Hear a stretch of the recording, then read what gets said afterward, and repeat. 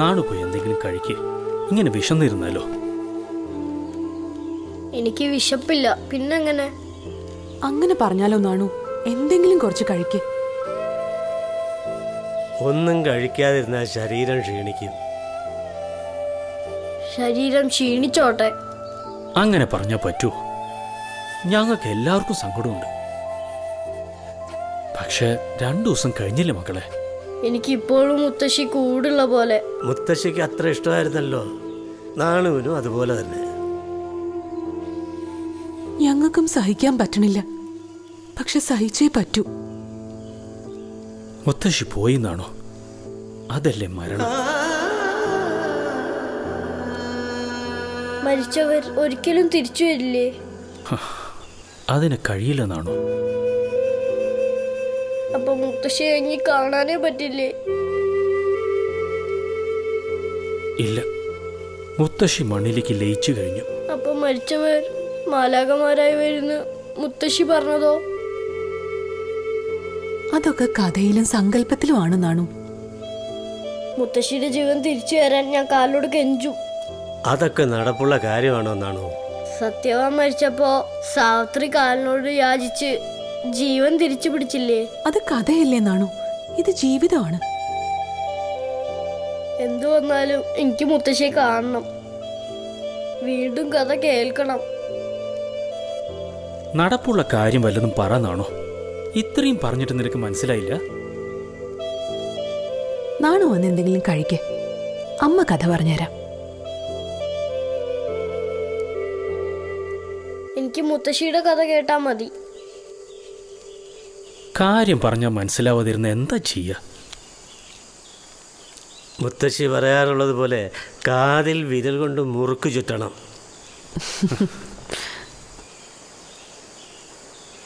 അതെ, അവനെ അങ്ങ് വിട്ടേക്ക്. അവൻ വന്നോളും. നിങ്ങൾ വാ. കാലം മറയ്ക്കാത്ത മുറിവുകളുണ്ടോ? വാ.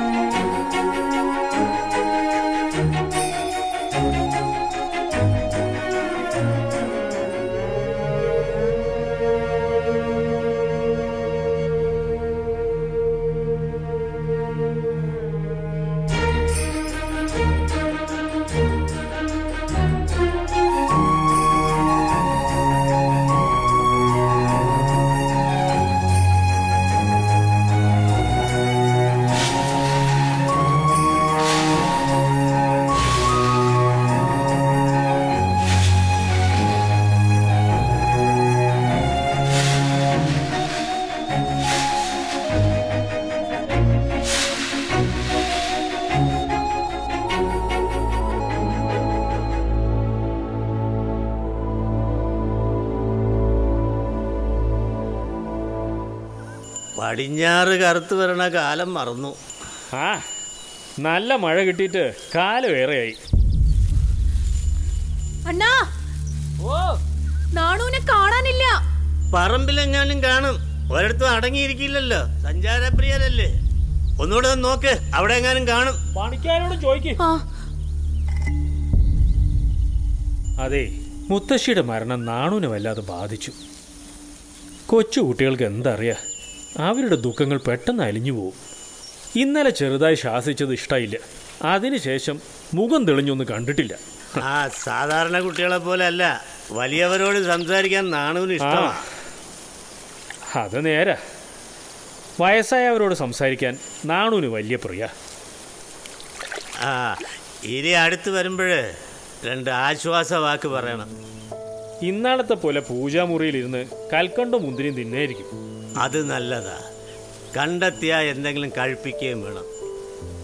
കണ്ണങ്കര മൂത്തപിള്ള നാരായണപിള്ളയെ കൊണ്ട് എഴുത്തിലിരുത്തിയത് നന്നായി. എൻ്റെ ഒരു ആഗ്രഹമായിരുന്നു. മൂത്ത പിള്ള സമ്മതിക്കുകയും ചെയ്തു. അങ്ങനെ ഇങ്ങനെ എളുപ്പത്തിൽ കേൾക്കണ ആളല്ല മൂത്തപിള്ള. പിന്നെ മച്ചമ്പിയായിട്ടുള്ള ഇരിപ്പോശം കൊണ്ടായിരിക്കും. മൂത്ത പിള്ളയ്ക്ക് വലിയ തൃപ്തിയായി. അത് പ്രകടിപ്പിക്കുകയും ചെയ്തു. വാക്കിലും ഭാവത്തിലും വലിയ പിശുക്കുള്ള ആളാ. 8 വീട്ടിൽ പിള്ളമാരുടെ കുടുംബത്തിൽപ്പെട്ടതല്ലേ. സംതൃപ്തി പ്രകടിപ്പിച്ചെങ്കിൽ അത് വലിയ ഭാഗ്യ. ആ, മൂത്ത പിള്ള മടിയിലിരുത്തി ചൊല്ലിയതൊക്കെ നാണു ഏറ്റു ചൊല്ലി. നാണുവിന് 1 വട്ടം ചൊല്ലിക്കൊടുത്താൽ മതി, മനപ്പാടമാക്കും. വിശേഷ ബുദ്ധിയാണ്.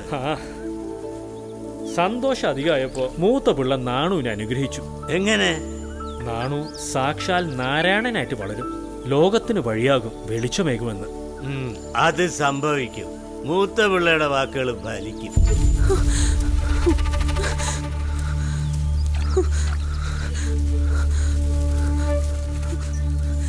നാണുവിനെ കാണുന്നില്ല. എല്ലായിടവും നോക്കി ഒരിടത്തും ഇല്ല. നാണു ഇത് എങ്ങോട്ട് പോയി? അയൽക്കാരോടും പറഞ്ഞു. എല്ലാവരും അന്വേഷിച്ചു തുടങ്ങി. ഈ നാണു എന്തിനാ ഇടയ്ക്കിടയ്ക്ക് ഇങ്ങനെ തീ തീറ്റിക്കുന്നത്? എന്റെ മണക്കൽ ഭഗവതി, ഒരാപത്തും വരുത്തരുതേ.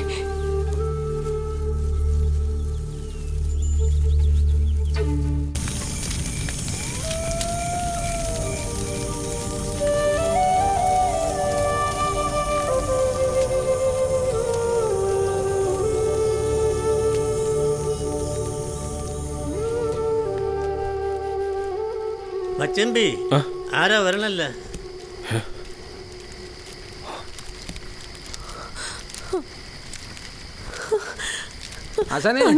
നാണുവിനെ കിട്ടി കേട്ടാ. എന്താ നാണു ഈ കാട്ടിയത്? ഇത്രയും നേരം തീ എത്തുന്നത്. ആരോടും പറയാതെ നീ എവിടെയായിരുന്നു? നിനക്ക് എന്തു പറ്റി നാണു? ഞങ്ങൾ ചെല്ലുമ്പോ കാട്ടിന്റെ നടുവിൽ ധ്യാനിച്ചിരിക്കുകയായിരുന്നു. വല്ലാതെ പേടിപ്പിച്ചല്ലോ നാണു. എന്തിനാ ഇതൊക്കെ? ആരെ തോൽപ്പിക്ക? മറ്റാരെയും തോൽപ്പിക്കാനല്ല, എന്നെ തോൽപ്പിക്കാൻ മാത്രം. അതെന്തിന്? മുത്തശ്ശിയുടെ മരണത്തിൽ സങ്കടപ്പെട്ട് എല്ലാരും നെഞ്ചത്തടിച്ച് നിലവിളിച്ചു. അത് പിന്നെ മരണം ദുഃഖമല്ലേ മക്കളെ? 2 ദിവസം കഴിഞ്ഞപ്പോ കളിയും ചിരിയും. മുത്തശ്ശി എല്ലാരും എത്ര വേഗം മറന്നു. മറന്നതല്ല നാണു ആരും. മറന്നില്ലെങ്കിൽ പിന്നെ എങ്ങനെ കളിയും ചിരിയും വരും? എനിക്കൊരിക്കലും മറക്കാനാവില്ല മുത്തശ്ശിയെ. ആ കഥകളെ, ആ ദുഃഖം മറക്കാനാ ഒറ്റയ്ക്കിരുന്ന് പ്രാർത്ഥിക്കാൻ ഞാൻ കാട്ടി പോയത്. നീ സിദ്ധാർത്ഥ കുമാരനെ പോലെയാണ് നാണു. ഇരുവരെയും മരണം ചിന്തിപ്പിച്ചു വലച്ചു. അതിൻ്റെ പൊരുളറിയാൻ ആത്മായാനം നടത്തി. എഴുത്തിനിരുത്തിയ മൂത്ത പിള്ള അനുഗ്രഹിച്ചു തോർത്തു പോകുന്നു. നാണു നാരായണനാണെന്ന്, ദുഃഖത്തിന്റെ നാരായവേര് നാണു കണ്ടെത്തുമെന്ന്.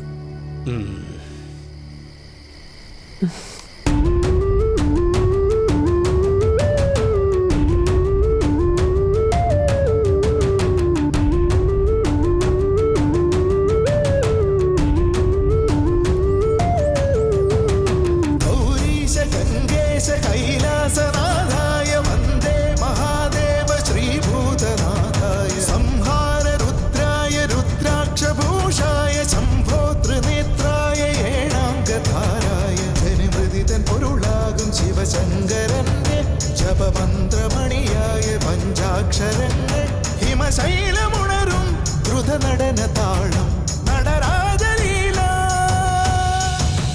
ഗൗരീശ ഗംഗേശ കൈലാസനാഥായ വന്ദേ മഹാദേവ ശ്രീഭൂതനാഥായ സംഹാര രുദ്രായ രുദ്രാക്ഷഭൂഷായ ശംഭോ ത്രിനേത്രായ ഏണാംഗധാരായ ഈ ഭുവനമൊന്നാകെ ഇരുകരവും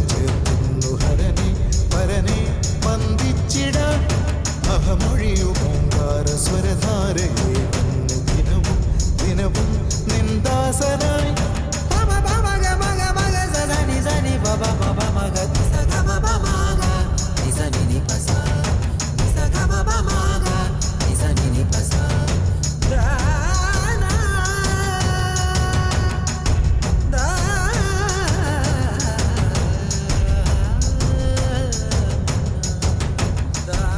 നിൽക്ക്.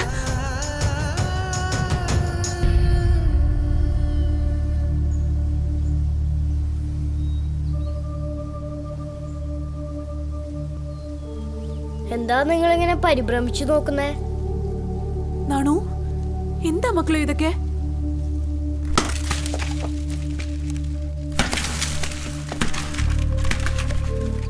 നാണു, നിന്നെ നാണഭക്തരെന്ന് പലരും കളിയാക്കുന്നുണ്ടല്ലോ. അതിൽ നിനക്ക് നാണക്കേടൊന്നുമില്ലേ? നാണിക്കുന്നത് എന്തിന്? സന്തോഷിക്കല്ലേ വേണ്ടത്?